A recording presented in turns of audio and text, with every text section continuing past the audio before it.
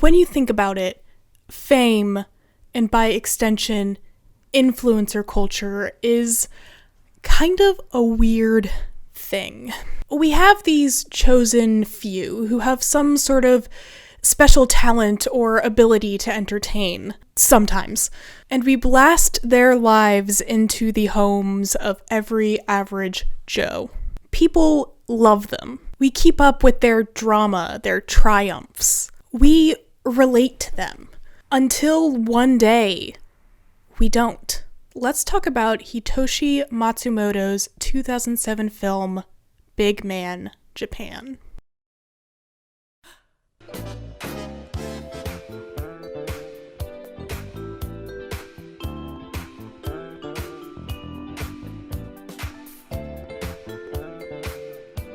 And all I've got to offer is sensitivity, intelligence, and charm. This is the story of John Green, or Lin-Manuel Miranda, or Lindsay Ellis. This is the story of anyone. Anyone who's ever reached extreme popularity, only to have the public's opinion of them turn very suddenly for seemingly no reason. This is the story of Dai Sato, your average middle-aged slacker, who also uses electricity to turn himself into a massive superhero, known as Big Man Japan. Everybody knows that Sato is Big Man Japan. This isn't a situation with an alter ego, or even really a stage name. The title of Big Man Japan has been passed down through Sato's family for generations, once worn as a badge of honor, with great TV ratings. But nowadays, this gift of a public-facing life has become more of a curse. Sato's wife has left him, refusing to subject their daughter to public opinion by passing on the title to her. 奥さん作んないんですか？今はあれだからね、一緒にはいないんで作らないね。あ、一緒に住んでないんですか？そうだね。いや、ちょっとね、娘のこととかでちょっとまあまあ考え方の違いというか。The ratings are down, with people only tuning in to watch him get hurt. He wrestles with childhood trauma caused by his father pushing him to his limits to achieve success. He's constantly harassed by the public, his home graffitied and windows broken. 一人ですか？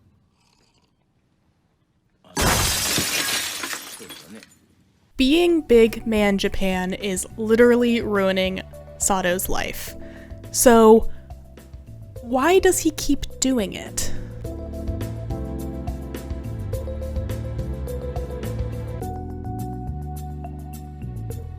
Let's back up a bit in our story. Who would you say is the most hated child of a celebrity or influencer? Now, obviously, there shouldn't be an answer to this question. Children don't control what they're born into. But you probably have one in mind. And that's why so many celebrities choose to keep their children's lives private. But that doesn't stop people from trying to find out. Presented documentary style, Big Man Japan features a lot of the documentary crew sticking their noses in places where they really shouldn't, insisting on an interview with Sato's young daughter. After her mother refuses, Sato negotiates with his ex-wife. Views and sponsorships are his livelihood after all, and gets an interview with their daughter, but only if her face is blurred and voice changed. どうしたんですか？君から言ったらいいじゃないか。そしたら君から説明したらいいじゃない。すみません。ちょっと娘連れてきてるんで、できたらちょっと顔映さないでほしいんですよ。なんでちょっと今日カメラ入ってるって知らなかったんで。できたらモザイクなんかかけてもらっちゃっていいなんでモザイクなんかかける必要があるんだよ。もう言われるのは私たちでいじめられるんだからセリナが学校でいじめられるわけないじゃないか、そんなことで。言われるちょっと声なんだよ、何も外ることないじゃないか。ちょっと本当にもうモザイクかけてだったらいい。だからモザイクのかける意味がわからないんだよ。だからあなただけ映ればいいじゃん。私たちはもういいから。モザイクをかけることじゃなくて、もっとやり方があるんじゃないのか。お父さん好き？ Sato is also caught lying about how often he sees his wife and daughter. He claims the relationship is much better than it actually is, and that he sees them way more often. He wants to at least pretend that his life is somewhat normal and somewhat put together, and has not been devastated by this fame thrust upon him. He's living in a fantasy world, which we'll get back to later.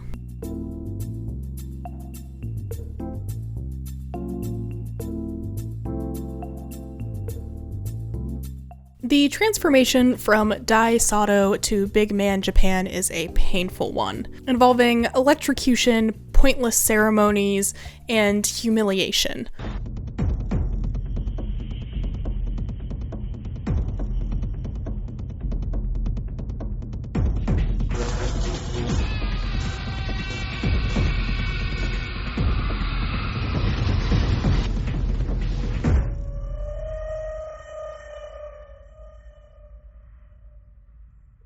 All to give the people what they, at least used to, want. There's this very telling moment where the documentary crew interviews one of Sato's close friends. She expresses concerns that Sato is pushing himself too far and that, well, he's really just getting too old for this. 大佐藤さんの仕事どう思われます？仕事大変だよね。もう年も取って見えるしね。体がね、すごいなんかいろいろ電気とかビリビリとか当てるでしょ。あれとかちょっと痛くないかね。Rather than experiencing the creative burnout of the real world, he's experiencing literal electrical burnout. And the transformation isn't all that hurts. The job itself is dangerous and painful. We really can't deny that the public as a whole likes to see others get hurt.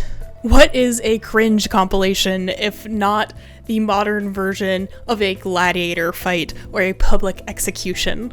And it's no different with Sato. After an especially difficult fight, Sato sees the highest ratings he has in years. People talk about it as great entertainment. 見た、やられてるのを見てっていうよりはやるのを見て、同じなんですけど。And his agent pushes him to have more fights like that with the same monster that left him traumatized. I said monster weird there. Monster. Think of the Twitter circus when a beloved influencer falls from grace. The memes, the jokes, the joy in seeing someone hurt. At least in the real world, typically, celebrities and influencers get some sort of say in being able to step away from the public eye, in their status as a famous person. However, this isn't the case in Sato's story.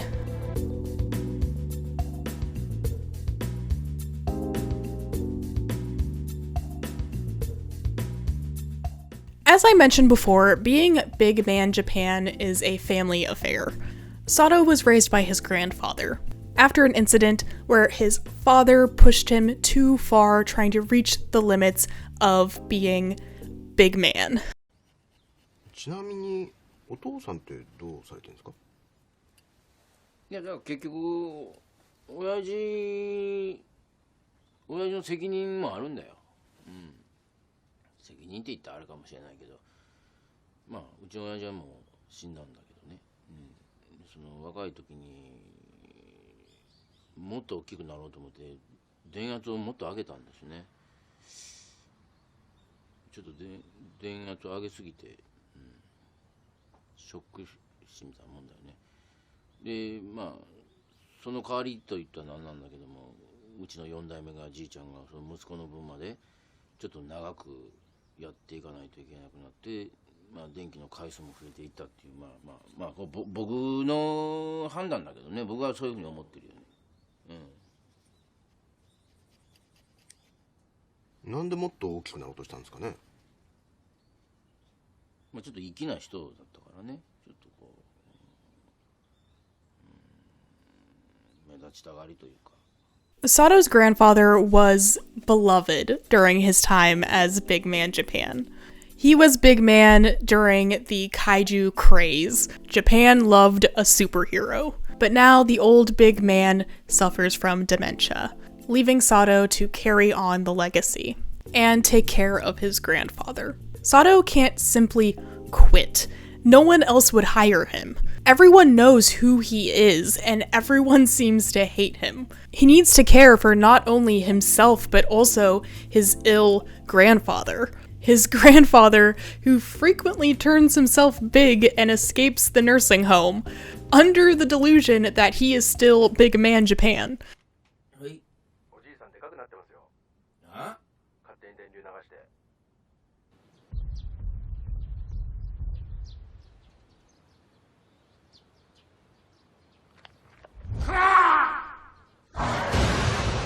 Further tarnishing Sato's image in the eyes of the public, because if he can't even take care of his own family, how can he be expected to take care of Japan? Sato is trapped in a cycle of pain, with no reward and only disdain. That rhymes, I did not mean it to. He's achieved amazing fame, but when that fame turned sour, he had nowhere to go.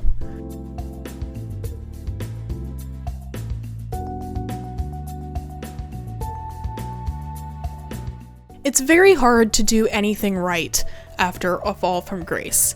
Once public opinion goes sour, it's near impossible to turn that ship around. Sato continues to protect Japan by fighting monsters and keeping them at bay. But even though he's doing everything right in the eyes of the world, he's violent, destructive, and heartless. いやでもすごいことになってきましたね。何がだよ。何がって子供殺して。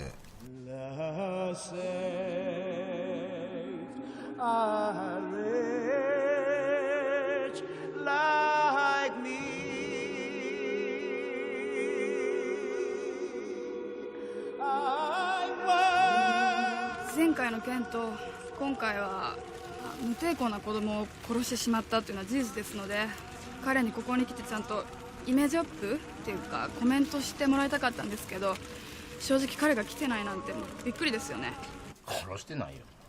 I think it's time that we talked about the ending of Big Man Japan. The movie ends with this interesting segment where everything turns into a live action Power Rangers Saturday morning cartoon type of scenario. Instead of the questionable use of CGI that we saw for all of the monsters throughout the entire film, we now have what is clearly guys in monster suits and cartoon violence to the extreme. And in my mind, what this is trying to say is that this is Sato's fantasy world. He is trying to live the life of a Saturday morning superhero. He is trying to be Astro Boy or the Power Rangers. But even in his fantasy, he's not the one who gets the job done. This other group, this other very Americanized group, swoops in and ends up saving the day while Sato stands on the sidelines. His time as that superhero has come to an end, even in his fantasy. Now, if you watch the movie, which I highly recommend, if just for the shitty wig, my inspiration for today, and you get something different from the ending, please let me know. I think it's fascinating, and I would love to have a conversation about it. I hope I've made it pretty obvious that the real world comparisons I have been making throughout this video to Big Man Japan have their exceptions. But for a movie that came out in 2007, I think it did a really great job predicting influencer culture and how having direct access to people with a level of fame can lead to a harassment and abuse of these people. And when public opinion turns, things can get really nasty. We've seen this over and over and over again, especially in recent years. And sometimes that's very warranted. But other times, it really does seem to come out of nowhere. And I think it's important when you get into that mob mentality to take a step back and think, what has this person really done? Now, if they have done something to deserve all of that, then fine. But I think a lot of the time you're gonna find that the dogpiling isn't super duper necessary. You could just leave them alone, is what I'm saying. The way this ring light is in these glasses makes it look like I'm like cross-eyed. Oh, that's so weird. And that's why I made a video about Big Man Japan. As I was watching it a couple weeks ago, I turned to David and I said, I need to make a video about this. And he said, you're crazy. No one has even heard of this movie. And I was like, yes, but I have thoughts in my head. And anyway, I hope you enjoyed my thoughts. These like pupil lights are really funny. Yeah, I hope you enjoyed my thoughts. Some stuff to chew on. Highly recommend watching it. It's for free on Tubi. And it's honestly probably on YouTube too. It's not a very popular movie, but I think it's really great.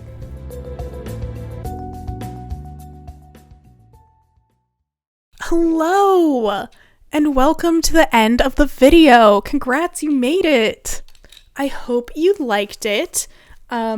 Sorry, my cat is being really bad right now. I hope you liked it. If you did, why not give it a thumbs up, leave a comment, even leave a comment if you didn't like the video. Engagement is engagement. If you'd like to see more, you can subscribe, and if you'd like to support the channel, links to my Patreon and some merch are in the link tree down in the description. Just a piece of housekeeping real quick. After this video, I think I am going to start uploading on a monthly basis rather than every 2 weeks. A couple reasons for this. One is I just think I could make longer, higher quality content if I shifted to that. I don't have the time. I work full time. I have other things that I'm involved with. I don't have the time to put out long, high quality videos, I feel like, if I do it every 2 weeks. If I do it monthly, I think things will improve on that front. And then another reason is just burnout. Coming up with ideas every 2 weeks gets to be a lot. But yes, from this point forward, most likely going to be monthly videos, most likely the beginnings or ends of the month. I haven't decided yet.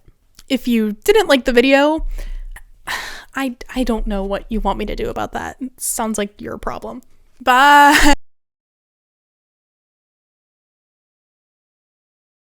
Sato Nagesh...